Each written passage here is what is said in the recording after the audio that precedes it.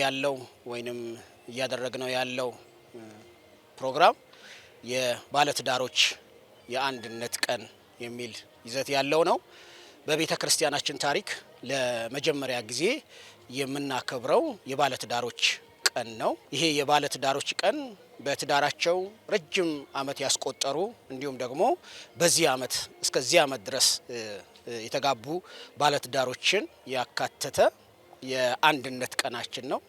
ዋና ዓላማችን በትዳር ውስጥ ያለውን በረከትን እንደገና ለማሳሰብ የፍቅርን፣ የአንድነትን፣ የመተሳሰብን ነገርን እንደገና እንዲጎለብት ለማድረግ የጋብቻን ክቡርነት፣ ቅዱስነትን ከፍ ለማድረግ በማሰብ ነው ይህንን ፕሮግራም ያዘጋጀ ነው። በዚህ የዝግጅታችን ላይ ያዘመሙ ቤቶች ቀና ይላሉ ብለን እናስባለን፣ እናምናለን። ትዳር ክቡር እንደሆነ ሰዎች ይረዳሉ ብለን እናምናለን። አንድ ራሱን የቻለ ተቋም ስለሆነ ትዳር ይሄ ፕሮግራም ብዙ መነቃቃትን በቤተ ክርስቲያናችን ላይ ይፈጥራል ብለን እናምናለን እና ዋና ታርጌቱ ፍቅርን፣ አንድነትን፣ ህብረትን እንደገና ለማጠንከር ነው። ኪዳንን ለማደስ ነው ይህንን ፕሮግራም ያዘጋጀ ነው።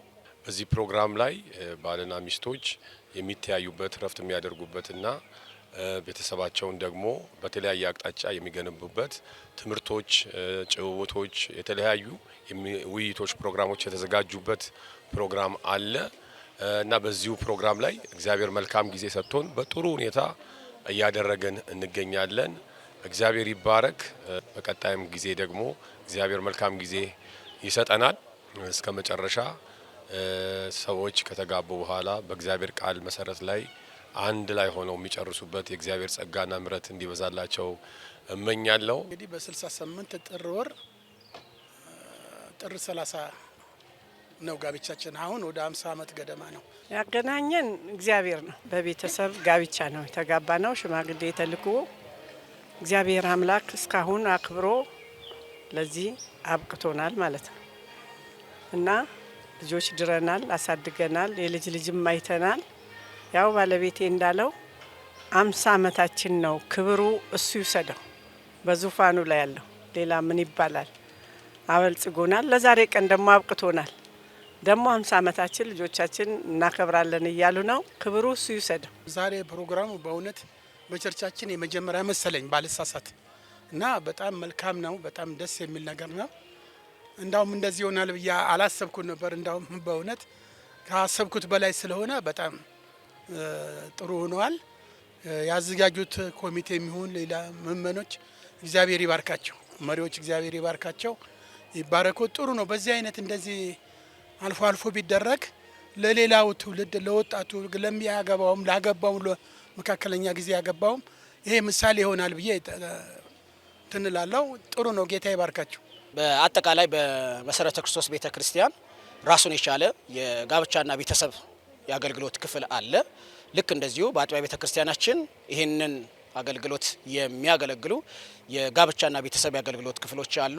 ይሄ የአገልግሎት ክፍል ባለትዳሮችን ከመጀመሪያው ከእጮኝነት ጀምሮ በመከታተል በማጋባት እንዲሁም ደግሞ የተጋቡትን ሰዎች በመምከር መንፈሳዊ የሆኑ ምግቦችን እንዲያገኙ በማድረግ ትዳራቸውን በመከታተል የሚያገለግል ራሱን የቻለ የአገልግሎት ክፍል አለ።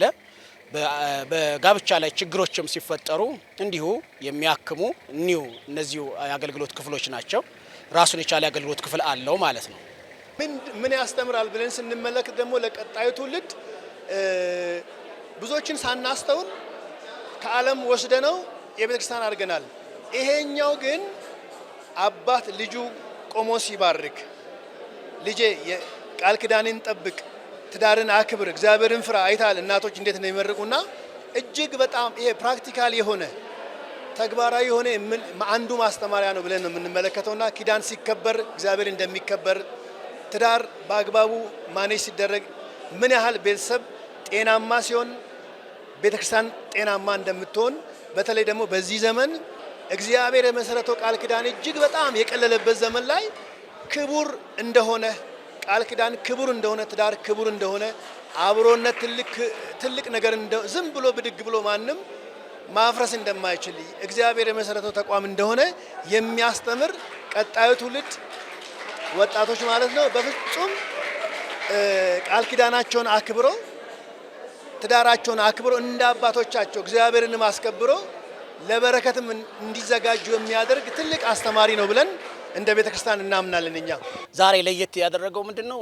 ከፍተኛ የሆነ መነቃቃትን ፈጥሯል። ራሱን የቻለ ይሄ ፕሮግራም ብዙዎችን እንደገና እንዲሰበሰቡ እንዲመጡ አድርገዋል። ቤተክርስቲያን በጣም በሰፊው ነው የተዘጋጀችበት ይሄንን ፕሮግራም እና ብዙ መነቃቃቶችን በመካከላችን ላይ ፈጥሯልና እንደምታየው ብዙ ግርግሮችን ያሉት በጣም ብዙ ባለትዳሮች ናቸው ዛሬ የተገኙት እና በጣም ትልቅ መነቃቃትን በመካከላችን ላይ ፈጥሯል ብዬ አምናለሁ።